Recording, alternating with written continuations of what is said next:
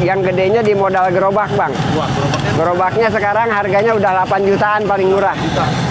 Gede banget soalnya gerobaknya ya. Iya, kalau modal harian paling gope lah. Menu utamanya isinya 4, pangsit 2, tahu 1, atau otak 1, tapi terserah.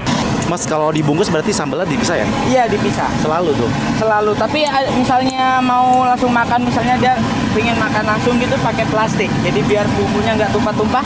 Buka usaha silahkan, jangan putus harapan. Yang diwajibkan oleh agama itu adalah berusahanya. Hasilnya itu terserah yang maha kuasa, kita harus bisa menerimanya.